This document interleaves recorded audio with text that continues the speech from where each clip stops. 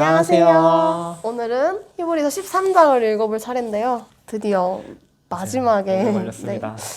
그러면 읽어볼까요? 서로 변함없이 사이좋게 지내고 사랑으로 화합하십시오. 식사나 잠자리를 구하는 이가 있으면 기꺼운 마음으로 제공해 주십시오. 자기도 모르는 사이에 천사들을 환대한 이들이 있었습니다. 감옥에 갇힌 이들을 대할 때는 여러분이 그들과 함께 감옥에 갇히기라도 한 것처럼 대하십시오. 학대를 당한 이들을 보거든 그들에게 일어난 일이 여러분에게도 일어난 것처럼 대하십시오. 결혼을 소중히 여기고 아내와 남편 사이에 이루어지는 성적 친밀감을 거룩하게 지키십시오. 하나님은 일회성 섹스와 부정한 섹스를 금하십니다. 물질적인 것을 더 많이 얻으려는데 사로잡히지 마십시오. 지금 가지고 있는 것으로 만족하십시오. 하나님께서는 내가 너를 저버리지 않겠다. 너를 떠나지도 않고 버리지도 않겠다고 하시며 우리에게 확신을 주셨습니다. 그러므로 우리는 담대한 마음으로 이렇게 말할 수 있습니다. 하나님께서 기꺼이 도우시니 내게 무슨 일이 닥쳐와도 두렵지 않다. 그 누가 그 무엇이 나를 괴롭힐 수 있으랴. 여러분에게 하나님의 말씀을 전해준 목회자들을 인정해 주십시오. 그들의 사는 모습을 눈여겨보고 그들의 신실함과 진실함을 본받으십시오. 우리 모두는 언제나 한결같아야 합니다. 예수께서 변치 않는 분이시기 때문입니다. 어제나 오늘이나 내일이나 그분은 한결같으십니다. 그분에 관한 최신 이론에 이끌려 그분을 떠나는 일이 없게 하십시오. 그리스도의 은혜만이 우리의 삶을 떠받치는 유일하고 충분한 기초입니다. 그리스도의 이름을 붙인 온갖 상품은 별 도움이 되지 않습니다. 하나님께서 자기 자신을 선물로 내어주시는 재단이 안에서 횡령과 부정이득을 일삼는 자들에 의해 오용되어서는 안 됩니다. 옛 제도 아래서는 짐승을 죽여 진 밖에서 그 몸을 처리합니다. 그 후에 그 피를 안으로 가져와서 죄를 위한 제물로 재단에 바칩니다. 예수께서도 똑같은 일을 당하셨습니다. 그분은 성문 밖에서 십자가에 못 박히셨습니다. 그분은 거기서 희생의 피를 쏟으셨고 그 흘리신 피가 하나님의 재단에 드려져 백성을 깨끗게 했습니다. 그러니 우리도 밖으로 나갑시다. 예수께서 계시는 그곳, 중요한 일이 벌어지는 그곳으로 나갑시다. 특권을 누리며 안에서 안주하는 사람이 되려고 하지 말고 예수께서 받으신 치욕을 우리도 짊어져야겠습니다. 안에서 안주하는 사람의 세상은 우리가 있을 곳이 아닙니다. 우리는 장차 다가올 도성을 간절히 찾고 있습니다. 우리는 예수와 함께 밖에 있어야 합니다. 더 이상 짐승의 피로 제사를 드릴 것이 아니라 예수의 이름으로 우리 입술에서 나오는 찬양의 제사를 하나님께 드립시다. 아무것도 당연하게 여기지 말고 공동의 유익을 위해 일할 때 게으르지 말며 여러분이 가진 것을 다른 이들과 나누십시오. 하나님께서는 이런 예배 행위를 특별히 기뻐하십니다. 그것은 부엌과 일터와 길거리에서 이루어지는 다른 종류의 제사입니다. 여러분은 교회의 지도자들에게 민감히 반응하십시오. 그들의 권고에 귀를 기울이십시오. 그들은 여러분이 처해 있는 삶의 조건을 부지런히 살피며 하나님의 엄격한 감독 아래서 일하는 사람들입니다. 그들이 고단한 심정이 아니라 기쁜 마음으로 지도력을 펼치도록 도와주십시오. 그들을 힘들게 할 이유가 무엇이겠습니까? 우리를 위해 기도해 주십시오. 우리가 하는 일이나 그 일을 하는 이유에 대해서는 의심할 바 없지만 상황이 어려우니 여러분의 기도가 필요합니다. 하나님 앞에서 바르게 사는 것, 우리가 온통 마음 쓰는 것은 이것뿐입니다. 여러분을 조만간 만날 수 있도록 기도해 주십시오. 만물을 화해시키시고 온전하게 하시는 하나님, 예수의 희생, 곧 영원한 언약을 보증하는 피의 제사를 통해 영원한 업적을 이루신 하나님,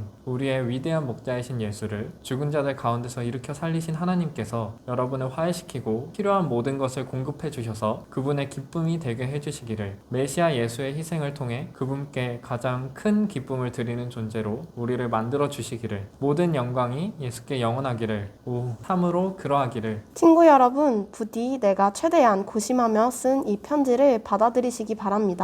나는 가급적 간결하게 쓰려고 했습니다. 다른 많은 이야기는 적지 않았습니다. 디모데가 감옥에서 풀려난 것을 알게 되었으니 여러분도 기쁘겠지요. 곧 그가 오면 그와 함께 여러분을 직접 찾아뵙겠습니다. 여러분, 교회의 지도자들과 모든 회중에게 안부를 전해주십시오. 이곳 이탈리아에 있는 모든 이들이 여러분에게 안부를 전합니다. 여러분 모두에게 은혜가 함께하기를 바랍니다. 아멘. 아멘. 묵상을 하고 나눠보도록 하겠습니다.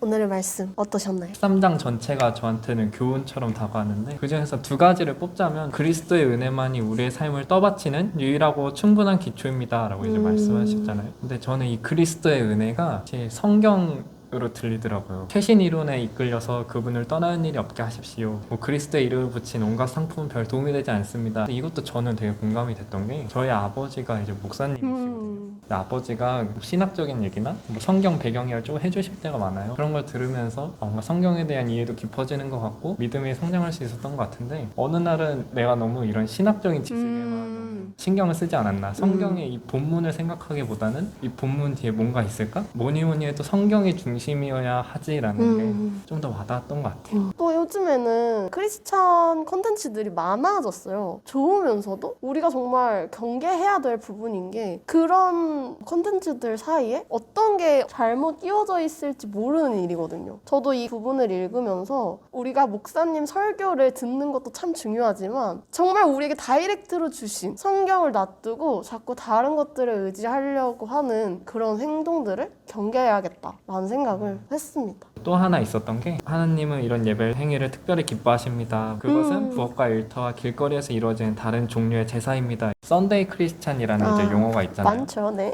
이 썬데이 크리스찬은 크리스찬이 아니다. 우리 생활에 대입해보면 어딜 가든 거기서도 예배 행위인데 이제 그 예배를 드리는 게 아니라 뭐 사람들과 뭔가 가진 것을 나누고 하는 행위들이 이제 제사라고 얘기해주는 거잖아요. 교회에서만 크리스찬인 척 하는 것이 아니라 일상에서도 크리스찬처럼 살아야 하지 않느냐, 이런 교훈을 저는 감명 깊게 읽었습니다. 저도 이 부분을 읽으면서 우리가 예배를 드리길 참 좋아할 수 있겠지만 예배만 드리길 좋아해서는 안 된다라는 생각을 했어요. 주일날 예배를 드리는 것은 지난 우리의 삶 속에서의 지침과 놓쳤던 주님과의 교제의 시간들을 회복하는 시간이지 이것이 구원이 되는 게 아니잖아요. 7일 중에 하루를 위해서 사는 게 아니라 정말 6일을 열심히 살고 주일을 맞이하고 이런 게 전 세계적으로 필요한 예배의 모습이 아닌가. 제가 이 얘기를 하게 되게 어려워했는데 목사님의 특강을 듣고 왔거든요. 아내와 남편 사이에 이루어지는 성적 친밀함을 거룩하게 지키십시오. 하나님은 일회성 섹스와 부정한 섹스를 금하십니다. 우리는 사실 이런 부분에 대해서 되게 부끄러워하고 숨기고 싶잖아요. 근데 우리가 감추고 싶어 하기 때문에 더 주님 앞에 나와야 하겠다라는 생각에 이 얘기를 하고 싶더라고요. 성경은 우리에게 어떤 삶의 지침을 주는 거잖아요. 뭐 그렇게 살아야 돼? 한 번 사는 인생인데? 싶을 수 있겠지만 하나님 나라에서 사는 모습처럼 우리가 이 땅에서 살아가야 한다고 말씀을 해주셨기 때문에 다시 한번 생각을 해봤네요. 너무 주저리주저했어요. 저는 가장 이제 임팩트 있던 부분이 그러니 우리도 밖으로 나갑시다. 제가 좋아하는 목사님이 하셨던 말 중에 이제 세상의 소금이라고 하잖아요. 근데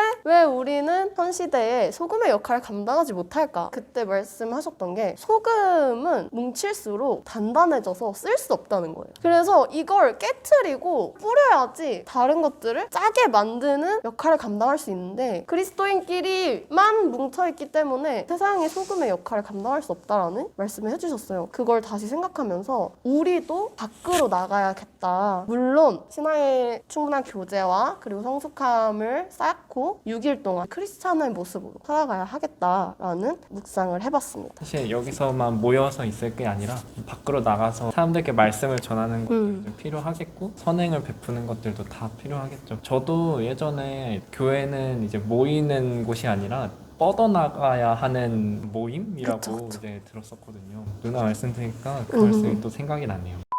히브리서를 완독을 했습니다. 같이 하신 여러분들도 히브리서를 다 읽으신 거예요. 되게 많은 걸 느끼셨을 수도 있고 또 그냥 지나가는 영상으로 보셨을 수도 있겠지만 분명 그 속에서 주님의 역사하심이 있었으리라 믿겠습니다. 사실 영상만 보는 거여도 이런 걸 따라오는 것 자체가 쉽지 않은 일이니까 다들 수고 많으셨습니다. 네, 그러면 오늘의 말씀에서 감명 깊었던 것들 댓글로 남겨주시고 저희는 야고보서 1장으로 다시 찾아뵙겠습니다.